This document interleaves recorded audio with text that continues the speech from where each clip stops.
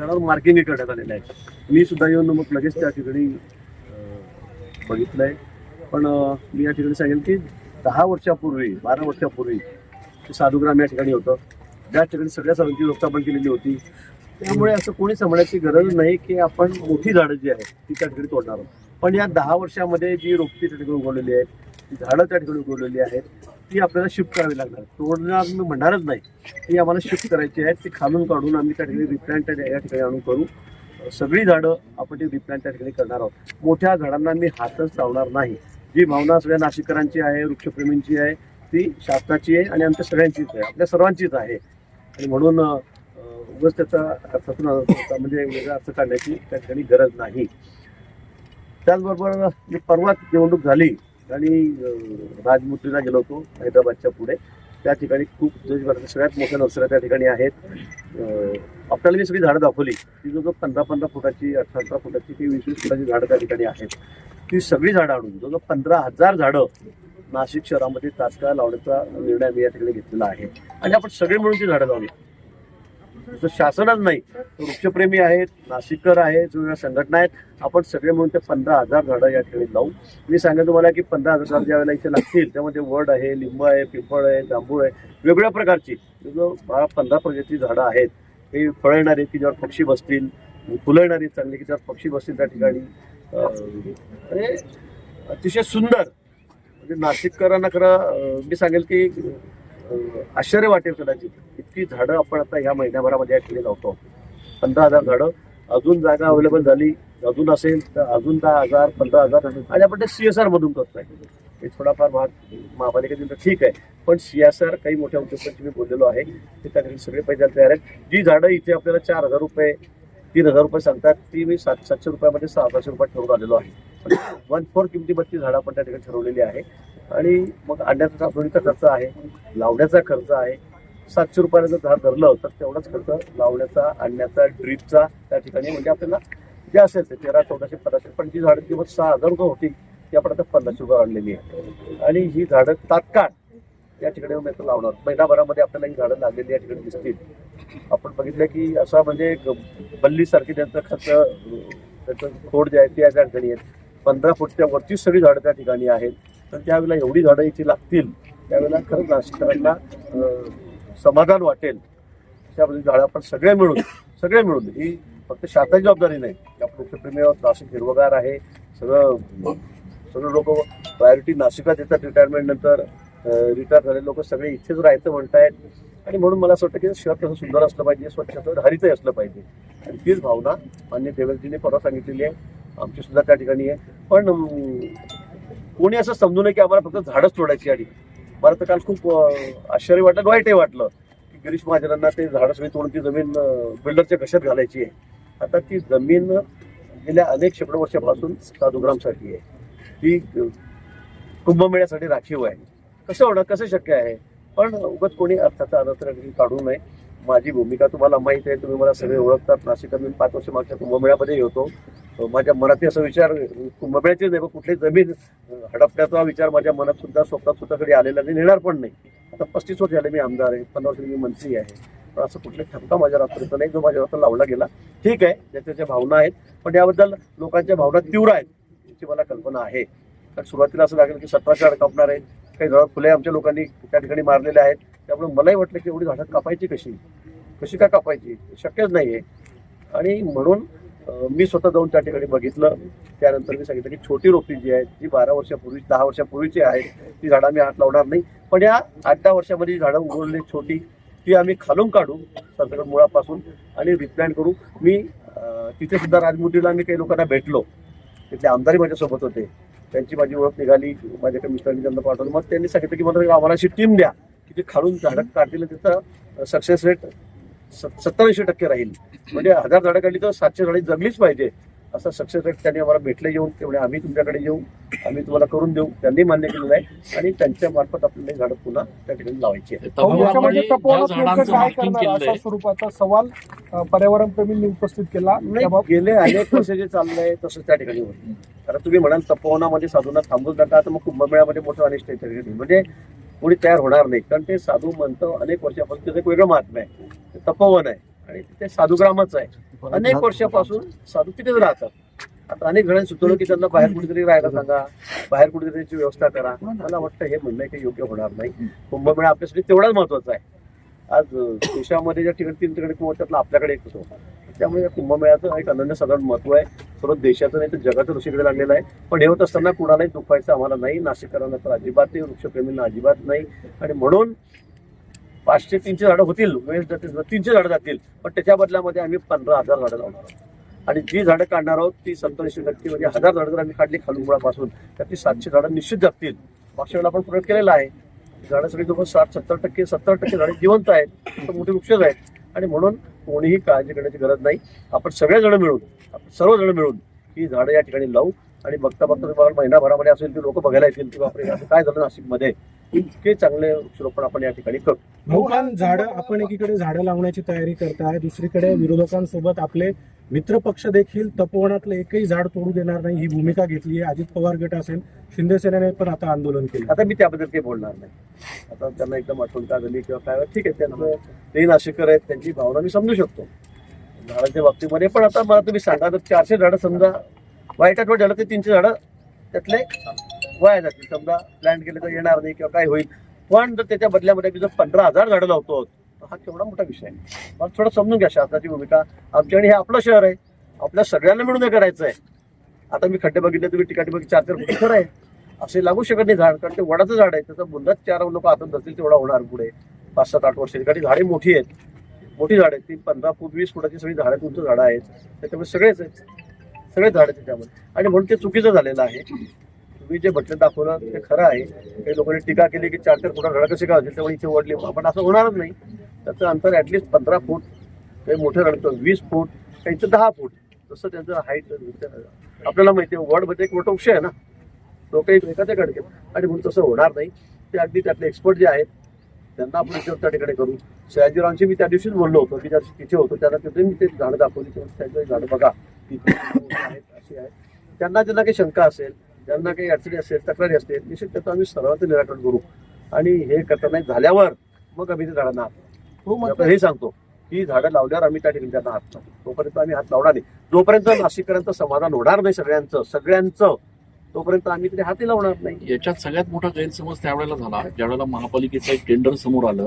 याच्यामध्ये ती जागा एका खासगी उद्योजकाला देऊन तिथे बीओटी तत्वावर ती जागा देण्याचा प्रस्ताव होता. कुठेही असं काम त्या ठिकाणी होणार नाही, तपोवनमध्ये होणार नाही. मला वाटतं ते कसं निघालं काय निघालं मला माहित नाही. पण मलाही तुम्ही सांगितलं त्यावेळेला मलाही आश्चर्य वाटलं. पण असे कुठेही झाडं तोडून, एकही झाड तोडून आम्ही तिथे कुठलं कमर्शियल काम करणार नाही.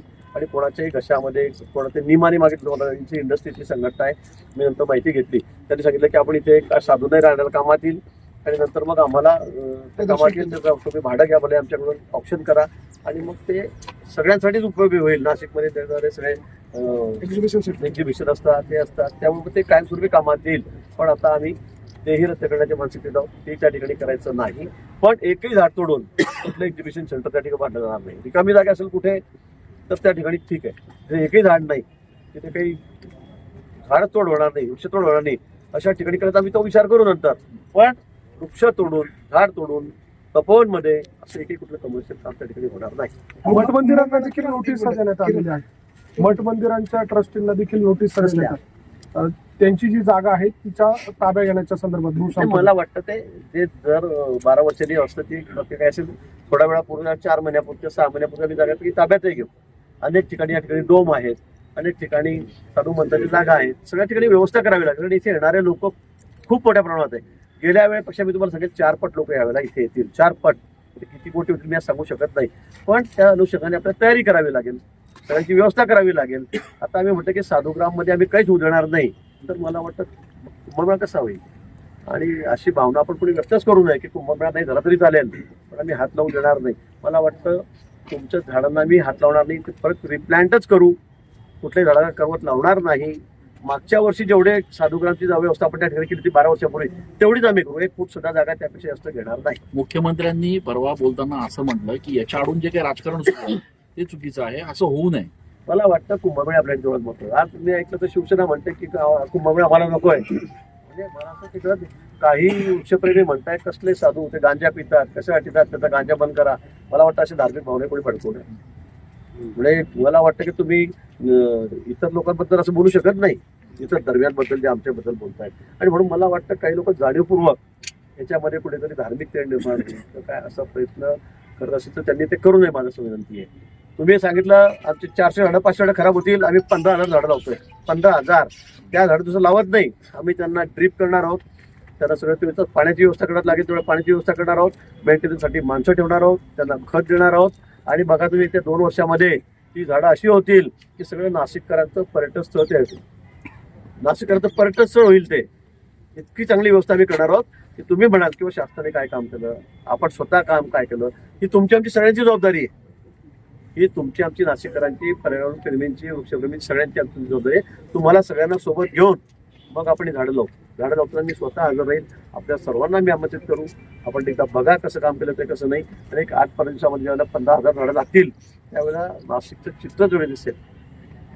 मित्रपक्ष आहे आपले भाजप चे मित्रपक्ष आहे, शिंदेची शिवसेना आणि अजित पवार यांची राष्ट्रवादी, या सगळ्याच्या निमित्तानं भाजपला कोंडीत पकडण्याचा प्रयत्न केला जातो. कारण ते तिकडे आंदोलन करताय, विरोधक म्हणजे जे आंदोलन करतात त्यांना बळ मिळतं या सगळ्याच्या निमित्ताने. भाजप सेना हा प्रश्न नाहीये, हा प्रशासनाचा प्रश्न आहे. पण मी तुम्हाला पुन्हा सांगेल की असं कोणीत आम्ही पकडले जाणार नाही. उलट नाशिककर आम्हाला सगळे भरभरून म्हणजे सहकार्य करतीलच, पण आशीर्वाद देतील की बाबा हे असं कधीच झालं नाही पूर्वी, हे नाशिकमध्ये यावेळेला झालं, या 2 महिन्यात झालं. मी तुम्हाला शब्द देतो पुन्हा की 15,000पैकी 1 झाड सुद्धा आम्ही मरून येणार नाही.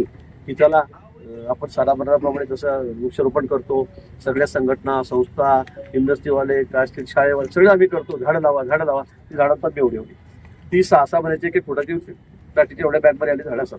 ही झाडच मुळी 15 फुटाच्या वरची आहेत, ही वृक्षच आहेत तुम्हाला दाखवली. त्यामुळे इथे कोणी कोणाला कोणती पकडण्याचा प्रयत्न करू नका. उगाच तुम्ही असं कोणी राजकीय करू शकत नाही, तोंड घशी पडाल. कारण आमची भूमिका प्रामाणिक आहे. मुख्यमंत्री महोदयांची भूमिका असेल, आमची भूमिका आहे, आपली सगळ्यांची भूमिका आहे की हे नाशिक शहर हिरवंगार राहिलं पाहिजे. इथे कुठेही निसर्गाचा समतोल बिघडला असं होता कामा नये. सगळी वृक्ष आहेत त्यापेक्षा. आणि नगरपालिकेने, महापालिकेने मला सांगितलं परवा कमिशनरने की आम्हाला 1 लाख झाडं लावायची. किती? 1 लाख या वर्षामध्ये 1 लाख झाडं लावायची. आता मी ते सांगेल की झाडं जी निवड आहे ती मी करेन. नका तुम्ही 15 फुटाची आणू, पण ऍटलिस्ट 5-6 फुटाची झाडं जर आणली, 6 फुटाची 8 फुटाची, आणि ते अतिशय कमी भावात मिळतात. तिथे जाऊन मी बोलून आलेलो आहे. आपण जी झाडं 2 फुटाची या ठिकाणी त्या भावात, ती 6 फुटाची झाडं आपल्याला त्या भावात मिळतील.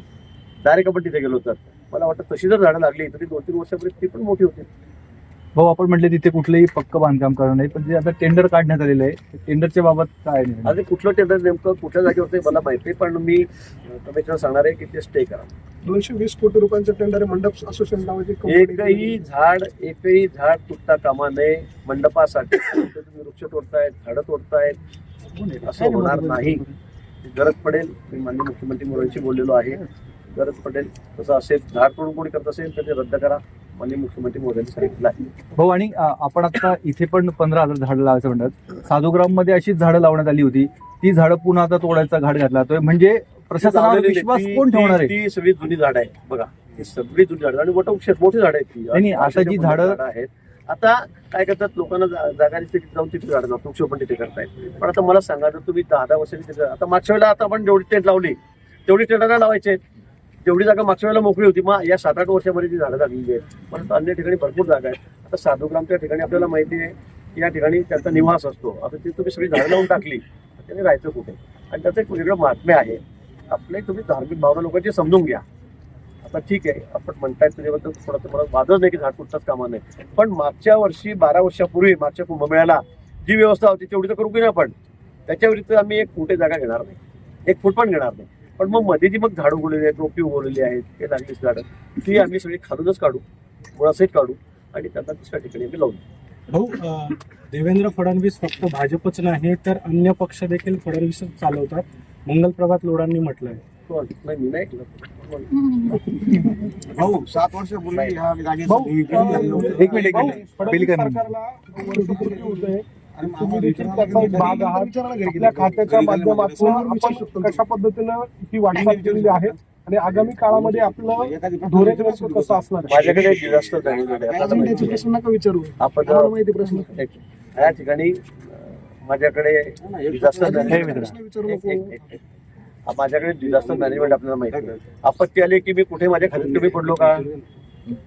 कुठे आपत्ती आली तर मी माझ्या खात्यात कमी पडलोय का? माझं काम किती जोरात आहे या खात्यामध्ये आपल्याला माहिती आहे. मग कुठे पूर येऊ द्या, कुठे लँडस्लाइडिंग होऊ द्या, कुठे बिबट्या येऊ द्या, कुठे बदलापूरला रेल्वे त्या ठिकाणी कुठे आंदोलन होऊ द्या, कुठे दगडफेक होऊ द्या, काहीही झालं तर मी सगळ्यात आधी हजर असतो. म्हणजे आपत्ती व्यवस्थापन म्हणून माझं खातं अतिशय जोरात चाललेलं आहे. इरिगेशन खातं माझ्याकडे मला वाटतं इतक्या वेगाने काम या वर्षी जेवढं आम्ही देवेंद्रच्या नेतृत्वाखाली केलं, मागच्या वेळी देवेंद्रजी मुख्यमंत्री होते आणि मी इरिगेशन खात्याचा मंत्री होतो, पण त्यापेक्षा जास्त स्पीड आता यावेळेला आम्ही घेतलेलं आहे. आता आम्ही 1.25 लाख कोटी रुपयाचं काम फक्त नदीजोड रिव्हर लिंकिंगचं विदर्भामध्ये या ठिकाणी करतोय. तिथे नारपारचं आम्ही या ठिकाणी करतोय, कोकणामध्ये आम्ही करतोय. कोकणातले आता जवळपास 3,500 कोटीचे टेंडर आता आम्ही त्या ठिकाणी आता काढलेले आहेत. परवाच मागच्या महिन्यातच काढलेले आहेत. आणि नारपारला येतं आम्ही तात्काळ त्याचं टेंडर आम्ही काढतोय. 50,000 25,000 कोटी, ज्यामुळे सगळी गिरणा जे आमचे सगळी शॉर्टमध्ये आहे, दुष्काळी परिस्थिती या ठिकाणी आहे, त्या ठिकाणी मी पाणी नेतो आहोत. म्हणून मला वाटतं की आमच्या खात्याच्या माध्यमातून सुद्धा निश्चित वेगाने, पण एकंदरीत आपण जर बघितलं तर देवेंद्रजी मुख्यमंत्री झाल्यापासून किती इन्फ्रास्ट्रक्चरची कामं सगळ्या खात्यांकडे त्याचं लक्ष आहे. 100 दिवस त्या ठिकाणी अधिकाऱ्यांना देऊन त्या ठिकाणी कशा पद्धतीने त्यांनी जनतेची कामं करून घेतली आणि एक वेगळं विजन असलेला नेता आमच्याकडे या ठिकाणी आहे. आणि म्हणून आपण बघतात की वर्षभर आम्ही सांगायची गरज नाही, तुम्हीच ठरवा, तुम्हीच सांगा की आमचं काम किती चांगलं चाललेलं आहे. 10 पैकी किती मार्क द्याल सरकारला? 10 पैकी 10 एक कमी नाही. तुम्हीच सांगायचं, तुम्हीच परीक्षक म्हणून राहा आणि सांगा आम्हाला आमचं काय चुकलं म्हणून, आम्ही कुठे कमी पडलो म्हणून. सगळ्या खात्यामध्ये सगळ्या डिपार्टमेंटची कामं अतिशय, आणि साहेब वेळोवेळी त्याचा 2-2 महिन्यांनी आढावा घेत आहेत, 3-3 महिन्यांनी आढावा घेत आहेत. कुठेही निधी कमी पडू देणार नाही हेही त्यांनी सांगितलं नाही. बाकी आमच्या ज्या योजना आहेत, शेतकऱ्यांसाठी जी योजना आहे, या बहुतेक शेतकऱ्यांसाठी तिलाही पैसे वेळेवर जात आहेत. लाडक्या बहिणी आहेत त्यांचेही पैसे वेळेवर जात आहेत. आदिवासी खातं असेल, समाज, सगळ्यांना मोबदल्यात निधी आम्ही त्या ठिकाणी देतो. थोडीशी तारांबळाती झाली लाडक्या बहिणीमुळे, पण आम्ही कोणाची पैसे थांबवलेले नाहीत, कुठलाही निधी या ठिकाणी थांबलेला नाही आणि अतिशय व्यवस्थितपणे काम त्या ठिकाणी वर्षभरापासून आपण बघतात ते चाललेलं आहे. ठीक, भाऊ, थँक्यू. सेंट्रल पार्कचं उद्घाटन कधी होणार? कारण तुम्ही 7 वर्षानंतर आता इथं आलेला आहात. 7 वर्षापूर्वी आपलं इथं भूमिपूजन झालं होतं, पण अजून उद्घाटनाच्या मी माहिती घेतली आताच. मी ठेकेदारांनी इथे आलेले होते सुदैवाने, मी त्यांच्याशी त्या ठिकाणी बोललेलो आहे. मला वाटतं आता याच्यावर विलंब होणार नाही. आता दुसरा फेज चालू आहे, 9 कोटीचं कामाने झालेलं आहे. आता 18 कोटीच्या कामाला सुरुवात झालेली आहे. मी ठेकेदारांना याच्याकडे वॉर्निंग दिलेली आहे की आता 6 महिन्यामध्ये काम पूर्ण करायचं आहे. 6 महिन्याच्या वेळेला कामाला, कारण कुंभमेळा समोर आहे आपला, त्यामुळे 6 महिन्याच्या आत हे काम पूर्ण करायचं आहे. निधीची कमतरता आम्ही पूर्ण देणार नाही. निधीची कमतरता याला किती पडणार, कुठे पडणार, त्याचं बिल थांबलेलं आहे. मी तात्काळ सोमवारी त्याचं बिल द्यायला सांगितलेलं आहे आणि कामात मात्र आता खूप गती देऊन, वेग देऊन आम्ही काम 6 महिन्याच्या त्याचं मोठं उद्घाटन आपण या ठिकाणी करतो. त्र्यंबक रोडला निधी वितरित होतोय आणि त्या माध्यमातून जे काम आहे ते आता वेगानं होईल. विहित वेळेमध्ये ते काम पूर्ण करण्यासंदर्भात सूचना आहे. सगळे कामं आता तुम्ही बघा, 2200 कोटी रुपयाचे रस्त्याची आम्ही कामं काढली PWD, त्याचे कामं वर्कआउट झाले, त्या कामाला सुरुवात झालेली आहे. 1200 कोटी रुपयाचे कामं आता महानगरपालिकेने काढलेले आहेत, त्यांची सुद्धा आता सुरुवात झाली, वर्कआउट त्याला द्यायला सुरुवात झालेली आहे. ते सुद्धा सगळी कामं आम्ही सांगितलंय की एकही काम कुंभमेळ्यापर्यंत शिल्लक राहणार नाही. सिमेंटचे रस्ते असू द्या, डांबरी रस्ते असू द्या, पूल असू द्या, गावातील शहरातले पूल आहेत 12-14, एक सुद्धा काम या ठिकाणी आम्ही शिल्लक ठेवणार नाही. कुंभमेळ्यापर्यंत सगळी कामं आम्ही पूर्ण करू. याला निधीची कुठे कमतरता पडणार नाही. 100% निधी आम्ही यासाठी उपलब्ध करू. आता रिंग रोड जो आहे 6,500-7,000 कोटीचा रिंग रोड, त्याचं सुद्धा टेंडर टाकलेलं आहे. मला वाटतं या महिनाभरामध्ये सुद्धा त्याची वर्क ऑर्डर होईल. त्या कामाला सुद्धा आपण सुरुवात करू. रिंग रोडमुळे मी सांगेल की नाशिक शहराचा चेहरामोहरच बदलेल. म्हणजे सगळ्या दृष्टीने, व्यापाऱ्यांसाठी असेल, उद्योजकांसाठी असेल, आर्थिकदृष्ट्या असेल, सगळ्या दृष्टी असेल, ट्रॅफिक जाम होते त्या दृष्टीने असेल, सगळी कामं आम्ही वेळेत पूर्ण करू. आता तुम्ही सांगा 7,000 कोटीचं काम आम्हाला 1.5 वर्षात पूर्ण करायचं आहे, पण ते आम्ही निश्चित त्या ठिकाणी करतो. भाऊ, उद्या मनसे आंदोलन करणार आहे वृक्षतोडीच्या विरोधामध्ये, आणि दुसरीकडे मनसेच्या एका पदाधिकाऱ्याने जनहित याचिका पण दाखल केलेली आहे वृक्षतोडीच्या. मी माझी भूमिका सांगितलेली आहे. ज्या ज्या राजकीय पक्षांना काय भूमिका घेतली उद्या, पण मला आश्चर्य वाटलं आज शिवसेना, आमचेच मित्र पक्षांचे ते म्हणतात कुंभमेळा नाही झाला तरी चालेल, पण आम्ही हात लावू देणार नाही काही झाडाला. म्हणजे ही भूमिका मला खूप त्यांची क्षिप्त वाटलेली आहे. मला वाटतं कृपा करून असं कोणी बोलू नये, कुंभमेळा करू नका, आता कुंभमेळा नाही झाला तरी चालेल. मला वाटतं उगाच आपली राजकीय पोळी भांडण्यासाठी आपण असं काहीतरी स्टेटमेंट करू नका, अजिबात करू नका.